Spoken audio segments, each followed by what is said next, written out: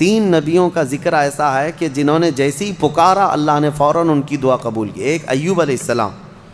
تینوں کے جملے سن لیجیے, تینوں کے جملے. ایوب علیہ السلام کو آزمائش میں مبتلا کیا گیا تو سخت بیمار ہوئے تھے. انشاءاللہ وہ 23ویں پارے میں ان کا تفصیلی ذکر آئے گا. بہت سخت آزمائش میں مبتلا تھے, جسم پورا بیمار. اس وقت انہوں نے جب ان کی زبان کٹ گئی تھی تو یہ جملہ کہا تھا, وَأَيُّوبَ إِذْ نَادَىٰ رَبَّهُ أَنِّي مَسَّنِيَ الضُّرُّ وَأَنْتَ أَرْحَمُ الرَّاحِمِينَ وَأَنْتَ أَرْحَمُ الرَّاحِمِينَ. اے مولا تکلیف تو مجھے پہنچی ہے لیکن تو ارحم الراحمین ہے, تو سب سے زیادہ رحم کرنے والا. اس کے فوراً بعد اللہ فرماتا ہے فَاسْتَجَبْنَا لَهُ فَكَشَفْنَا مَا بِهِ مِن ضُرٍّ. ہم نے ایوب کی دعا سن لی اور جو انہیں تکلیف تھی فوراً اس کو ہم نے دور کر دیا. یہ ایوب علیہ السلام کی سن لی. ادھر یونس علیہ السلام کی سن لی. یونس علیہ السلام کا جملہ کیا تھا؟ لا الہ الا انت سبحانک انی کنت من الظالمین. اس کو اسم اعظم بھی کہا گیا ہے. بہت تیز دعائیں قبول ہوتی. تیسرے نبی کا ذکر ہے حضرت زکریہ علیہ السلام. اولاد نہیں تھی, بڑھاپا آ گیا تھا, تب انہوں نے یہ کہا تھا ربی لا تذرنی فردا وانت خیر الوارثین. اے میرے رب مجھے تنہا مت چھوڑ, مجھے اکیلا مت رکھ, تو بہترین, تو خیر الوارثین ہے, بہتر وارث دینے والا ہے, سب کا بہترین وارث تو ہی ہے. تو یہ دعا حضرت زکریہ علیہ السلام کی اللہ کو پسند آئی. اے اللہ مجھے اکیلا مت چھوڑ, تو خیر الوارثین ہے. اللہ فرماتا ہے فاستجبنا لہ ووہبنا لہ یحییٰ. ہم نے زکریہ کی دعا سن لی اور فوراً ان کو یحییٰ علیہ السلام کی شکل میں بیٹا عطا کیا. 3 دعائیں میں نے آج آپ کو بتائی ہیں, ایک ایوب علیہ السلام کی, ایک یونس علیہ السلام کی, ایک زکریہ علیہ السلام کی. ایوب علیہ السلام نے بیماری میں دعا کی, یونس علیہ السلام نے اندھیریوں میں دعا کی, زکریہ علیہ السلام نے بے اولاد ہونے پر دعا کی. یہ تینوں معاملات ہماری زندگیوں میں آتے ہیں. کوئی بے اولاد ہے, کوئی پریشان حال ہے اور کوئی بیمار ہے. یہ 3 دعائیں یاد رکھیں. اللہ نے فوراً ان آیتوں کے بارے میں فرمایا, ان کے آیتوں کے بعد فرمایا, ہم نے فوراً قبول کیا ان کی باتوں کو, فوراً قبول کیا. یقیناً اللہ تبارک و تعالیٰ آج بھی قبول کرنے والا ہے. اور ایک آیت اللہ تعالیٰ نے اس بارے میں ارشاد فرمائی.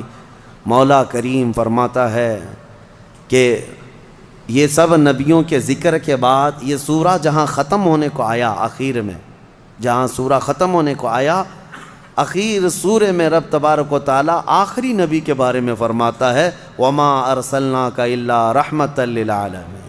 محبوب ہم نے آپ کو سارے جہانوں کی رحمت بنا کر بھیجا ہے, رحمت بنا کر بھیجا ہے. رحمت کا مطلب کیا ہے؟ رحمت جس کے ذریعے سے خوشیاں ملے, جس کے ذریعے سے مشکلات حل ہوں, جس کے ذریعے سے اللہ تعالیٰ تمہاری مصیبتوں کو دور کرے, وہ رحمت ہے.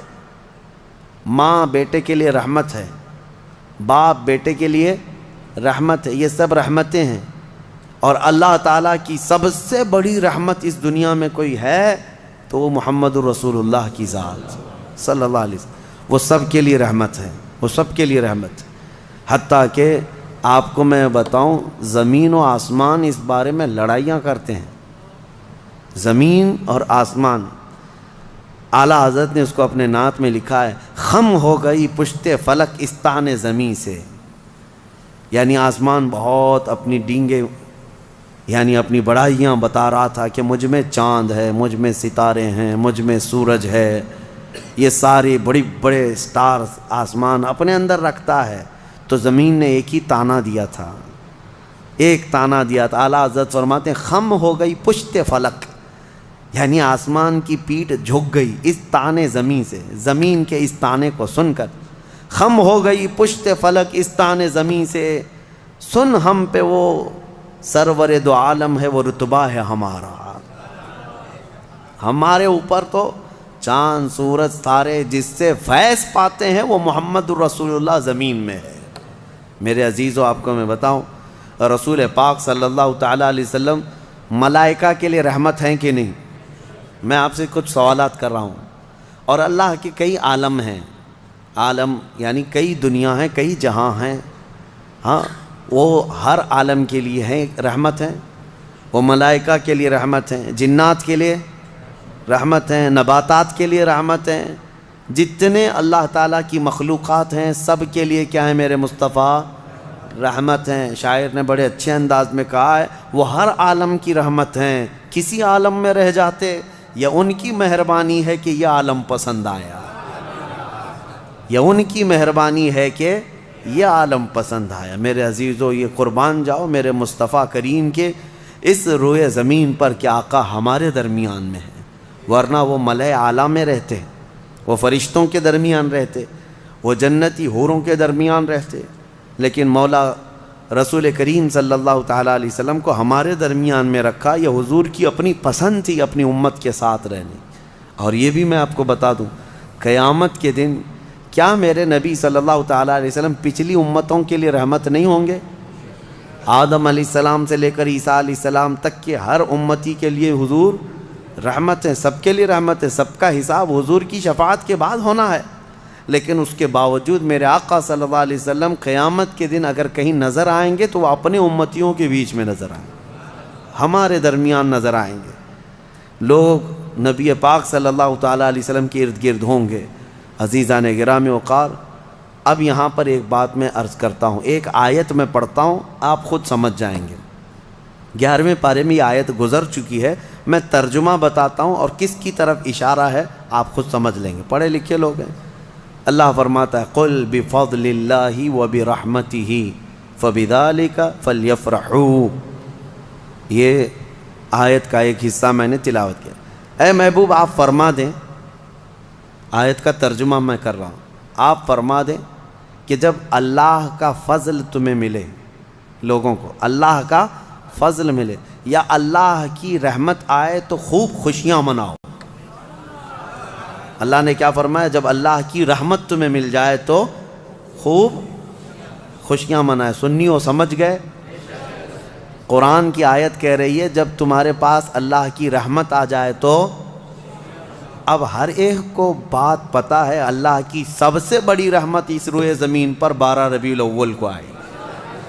تو اب جو ہماری خوشیاں منانے کا طریقہ ہے وہ قرآن کے مطابق ہے یا نہیں؟ قرآن کے مطابق اللہ نے فرمایا جب اللہ کی رحمت تمہارے پاس آئے تو خوشیاں منو۔ اچھا، اور دوسری بات، وسیلے کے متعلق کہتے ہیں کہ ان کے وسیلے سے دعا مانگنا جائز ہے کہ ناجائز ہے؟ بالکل، قرآن سے میں بتاتا ہوں، یہ بھی 11ویں پارے کی آیت ہے۔ اللہ فرماتا ہے فقالوا ربنا لا تجعلنا فتنة للقوم الظالمین۔